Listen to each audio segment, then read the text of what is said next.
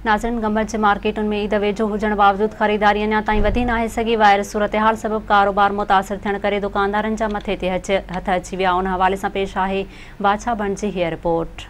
जी बिल्कुल, असीं हींअर मौजूद आहियूं रेशम गली जे अहम चौंक ते, जिते हिते जेका ईद जी ख़रीदारी आहे उन में आम ॾींहंनि खां बि जेको आहे माण्हुनि जी रश बिल्कुलु घटि आहे। ऐं अचो त हितां जे दुकानदारनि सां ऐं जेके ख़रीदार आहिनि उन्हनि सां ॻाल्हाईंदासीं त हुननि जो छा चवणु आहे। सर, हिन दफ़े जेको आहे तमामु घटि रही आहे। तव्हां पाण ॾिसी सघो था, मार्केट में माण्हू आहिनि ई कोन।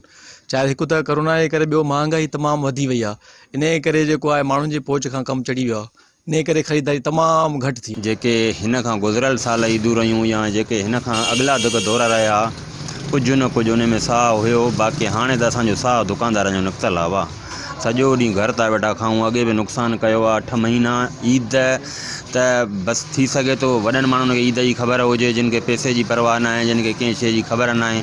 बाक़ी ईद जी त का ख़बर ई कोन्हे का त ईद आहे। तव्हां ॾिसो पाण, हे रेशम गली चौक आहे। मां चौक जो दुकानदार आहियां। मां हिननि ॾींहंनि में जिते 10 रुपया धंधो कंदो हुअमि, उते मां 8 आना धंधो बि नथो कयां।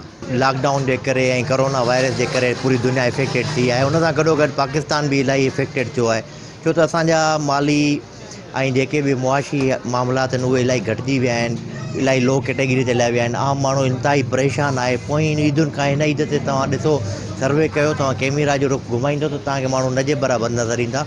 उहा हालात इंतिहाई ख़राबु थी विया आहिनि। हेठि तबिके जो माण्हू इंतिहाई परेशान आहे। ख़रीदारी जे हिसाब सां हर शइ महांगी थी वई आहे। एक्सपोर्ट इंपोर्ट बंदि लॻो पियो आहे, जिन करे इलाही सारो बिज़नेस ते असरु पियो आहे। शयूं महांगियूं थी वियूं आहिनि, कॉस्टली थी वियूं आहिनि। वधीक मार्केट जा माहौल तव्हां ॾिसंदो, तव्हांखे सॼी सिचुएशन ख़बर पइजी वेंदी। हाणे लग्ज़री आइटम आहिनि, सोन एॾो महांगो आहे ऐं डॉलर जी वजह सां रेट बि महांगो थी वियो आहे। त बसि पोइ ख़रीदार त बिल्कुलु घटि थी विया आहिनि असां सोनारनि जा।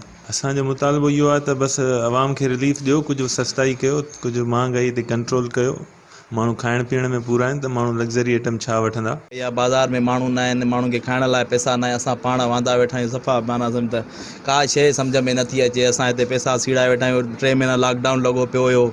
असां पहिरियों ई परेशान, वरी हिते धंधा न आहिनि।